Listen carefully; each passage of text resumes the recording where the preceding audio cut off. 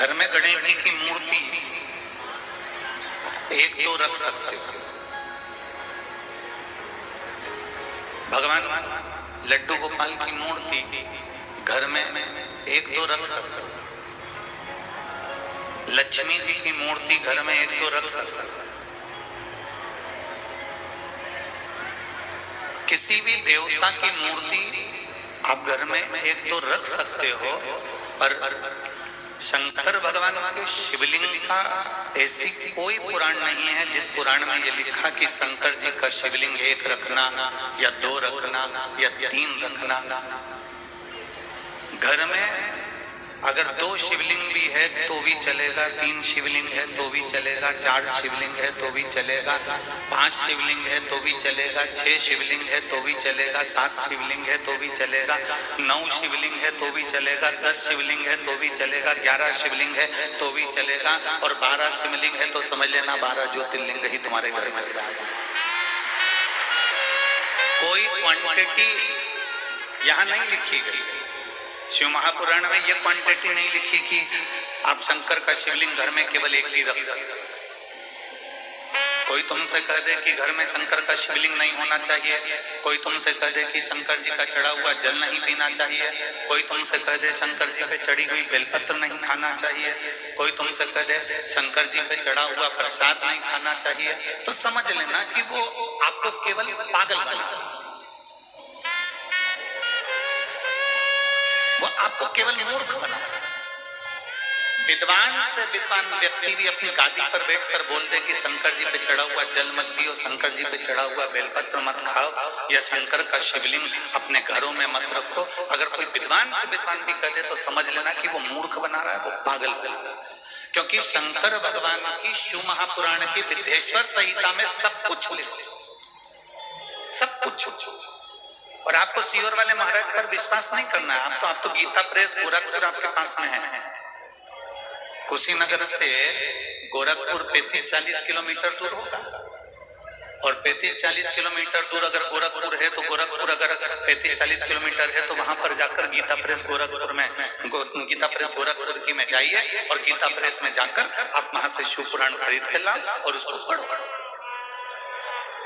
उसका अध्ययन करो, और उसमें निकालो कि सीहोर वाला महाराज जो जो चीज बोलता है वो पुराण के अंतर्गत है कि नहीं। हमें जल पीना चाहिए, नहीं पीना चाहिए, हमें बेलपत्र खाना चाहिए, नहीं खाना चाहिए, हमें प्रसाद लेना चाहिए, नहीं लेना चाहिए। अगर कोई तुमसे कह दे कि शंकर भगवान का एक शिवलिंग घर में है, दूसरा मत रखो, इसको ले जाके कहीं रख दो, तो भी हमारे शास्त्रों में यह वर्णन नहीं करा। 1 हो, 2 हो, 3 हो, तुम्हारे घर में जो शिवलिंग है, तुम्हारे घर में दादी के हाथ का है पुराना शिवलिंग रखा हुआ है, तुम्हारे घर में 2 शिवलिंग रखे हैं, तुम्हारे घर में 3 शिवलिंग रखे हैं, ये आपके ऊपर है। आप कितने रख रहे हैं और कितना पूज रहे हैं, ये आपके ऊपर है। और तेरी कृपा बिना न हिले एक भी अणु, लेते हैं श्वास तेरी कृपा से तनु तनु। हे गंगाधार मुक्ति द्वार ओंकार तू, भोले ओंकार तू, आयो शरण तिहारी शंभु तार तार तू। बखान क्या करूं मैं राखों के का, चपटी भभूत में खजाना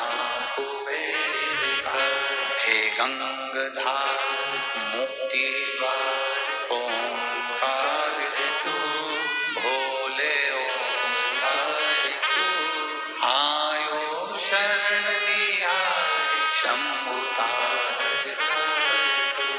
कोई तुमसे कहे कि घर में शिवलिंग नहीं रखना, समझ लेना वो मूर्ख बना रहा है। घर में शिवलिंग होना चाहिए।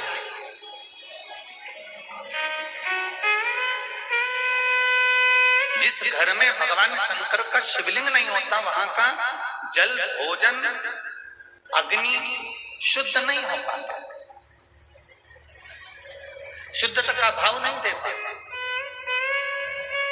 और एक और बात अपने अंदर उतार के रख लो, जितने लोग टीवी चैनल के माध्यम से सुन रहे हैं और जितने लोग कुशीनगर की पवित्र भूमि पर सुन रहे हैं और जितने लोग पूरे देश और विदेश में इस आस्था चैनल से और फेसबुक यूट्यूब से कथा सुन रहे हैं, बहुत ध्यान देना। सारे देवताओं की प्राण प्रतिष्ठा करना पड़ती है। राम जी की प्राण प्रतिष्ठा करना पड़ेगी, भगवान कृष्ण की प्राण प्रतिष्ठा करना पड़ेगी, देवी जी की प्राण प्रतिष्ठा करना पड़ेगी। कोई देवता है, शनि महाराज है, कोई देव है, इनकी प्राण प्रतिष्ठा करना पड़ेगी। पर केवल एक देव महादेव, नर्मदेश्वर महादेव कैसे होते हैं जिनके प्राण प्रतिष्ठा की भी जरूरत नहीं पड़ती, स्वयं भू प्रतिष्ठा। एक नर्मदेश्वर महादेव ऐसे हैं जो स्वयंभू प्रतिष्ठित हैं, उनको लाए रखा, समझ लो प्रतिष्ठा हो। एक नर्मदेश्वर महादेव ऐसे हैं जिनको प्रतिष्ठा की जरूरत नहीं पड़ती। राम जी की प्रतिष्ठा करना पड़ेगी, भगवान कृष्ण की प्रतिष्ठा करना पड़ेगी, देवी देवता की प्रतिष्ठा करना पड़ेगी, सारे देवताओं की प्रतिष्ठा करना पड़ेगी। पर देवाधिदेव महादेव नर्मदेश्वर महादेव कैसे हैं जिनकी प्रतिष्ठा की जरूरत भी नहीं,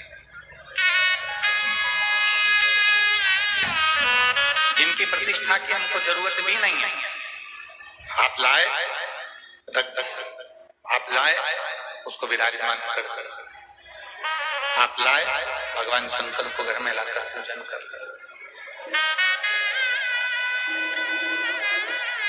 करो पूजन।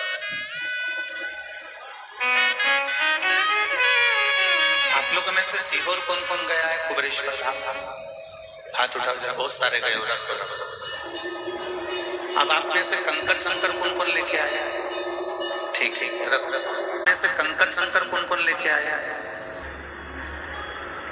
तभी सीहोर का यदि कंकर शंकर आपके पास में है, जहां पूजन कर कंकर शंकर को वहां से लेकर आते हो, वहां का यदि एक कंकर भी आपके पास में है तो उस कंकर को वहां से लेकर आने के बाद में आप 1 महीना 2 महीना 3 महीना 4 महीना जब पूजन करते हो, पूजन करने के बाद आप अपनी कामना कर कंकर शंकर लेकर आते हो और पूजन करते हो, और पूजन करते करते आपको जब 2-3 महीना पूर्ण हो जाते हैं तो उस कंकर को आप अगर ध्यान से देखेंगे तो उसमें एक बार शंकर का प्रतिबिंब का दर्शन जरूर होता है।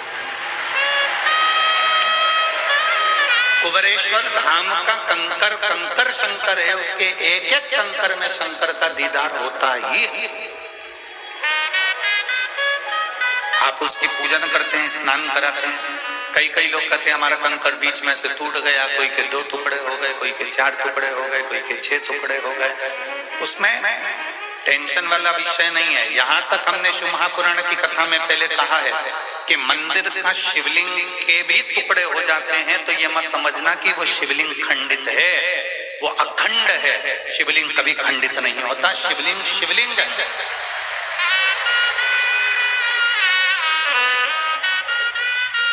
शिवलिंग कभी खंडित नहीं होता। उसके 10 टुकड़े हो गए, दशेश्वर महादेव हो गए, 11 हो गए, 12 हो गए, हजारों टुकड़े भी हो गए, सहस्त्रेश्वर हो गए।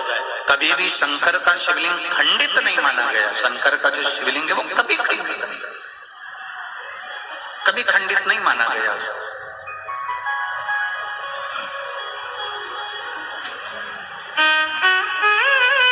शंकर भगवान के शिवलिंग को कभी खंडित नहीं माना गया। आपके घर में जो शिवलिंग विराजमान है उसकी आप पूजन कर